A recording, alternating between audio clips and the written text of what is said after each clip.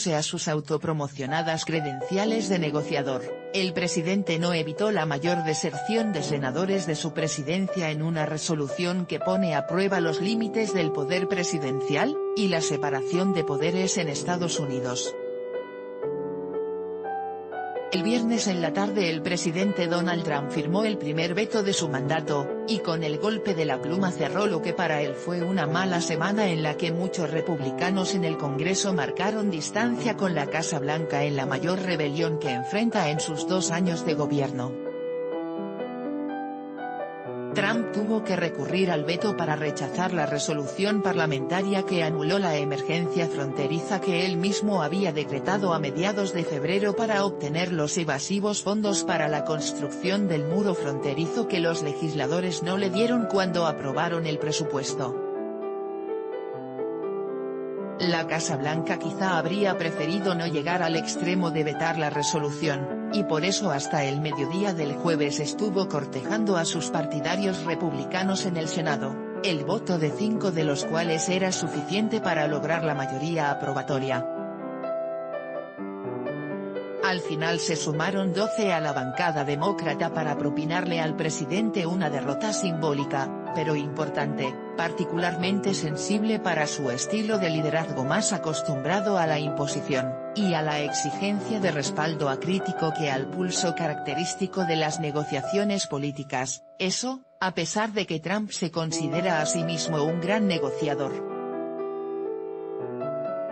Debate constitucional. Con su resolución el Congreso mandó al Poder Ejecutivo el mensaje de que no debe intentar burlar los controles al gasto cuya asignación son potestad del Legislativo.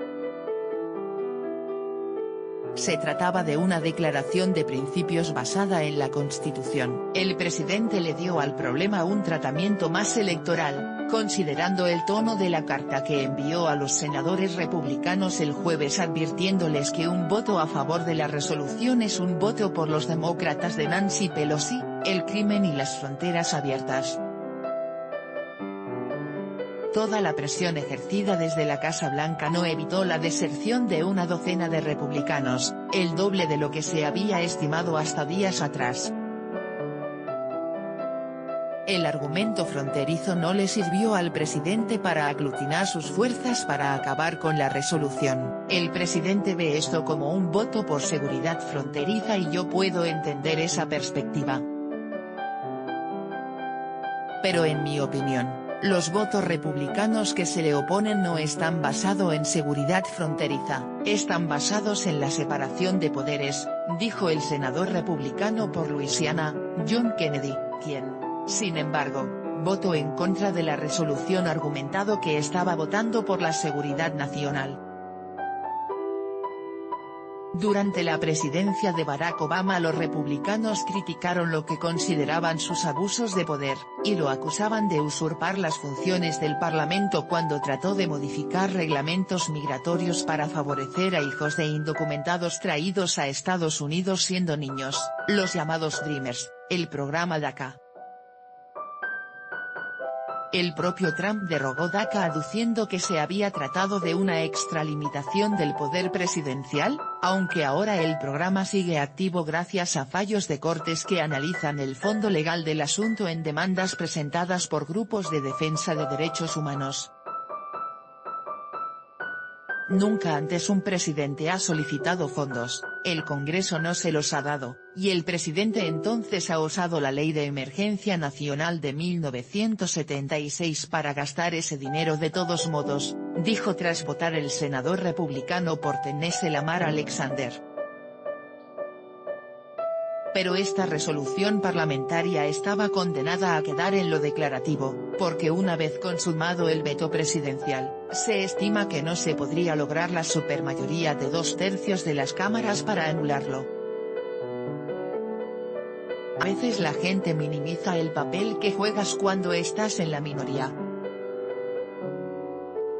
Nuestro papel en la minoría es educar, iluminar e informar y a veces hacer cosas que la gente no hará, así que cuando proponemos una ley, incluso en los casos que no llega a ser discutida en el Pleno, es para mostrar que algunos no quieren hacer las cosas pese a que sea de sentido común.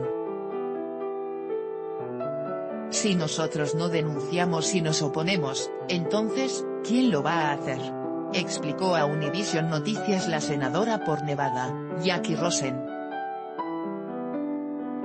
Sin supermayoría de todos modos, el protocolo indica que una vez vetado, el texto regresa al Congreso donde puede ser reformado o proponerse un voto para anular el veto presidencial, un veto al veto. Tenemos los votos para bloquear la emergencia, pero no tenemos los votos para superar el veto del presidente.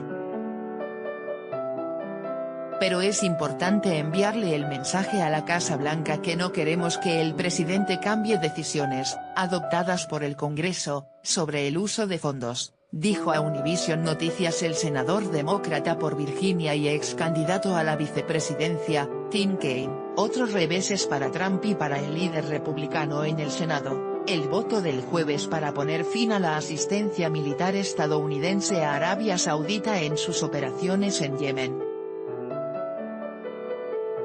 país donde se desarrolla la peor crisis humanitaria, de acuerdo con la ONU, que acusa a los sauditas de impedir la distribución de ayuda y someter a la población civil. De gran valor simbólico también fue la resolución aprobada en la Cámara de Representantes, 420 votos contra 0, exigiendo al Departamento de Justicia que se haga público el informe final que produzca la Fiscalía Especial que dirige Robert Mueller, y que investiga la posible conexión entre la campaña presidencial de Trump y operarios rusos para perjudicar a Hillary Clinton. Aunque el presidente se muestra confiado en que Mueller no encontrará ninguna evidencia de actividad ilegal por parte de él o su campaña, repite con frecuencia que en 2 años no se ha encontrado indicios. Aunque en realidad nadie sabe exactamente qué ha hallado la fiscalía, es posible que prefiera que su nuevo fiscal general William Barr conserve la potestad de qué cosas se dan a conocer o no. La resolución de la Cámara Baja no tiene fuerza de ley, pero añade a la presión sobre Barr para que se actúe con la mayor transparencia. Y es también simbólico que ningún republicano haya alzado la voz en contra. Así protestaron la declaración de emergencia de Trump en Manhattan.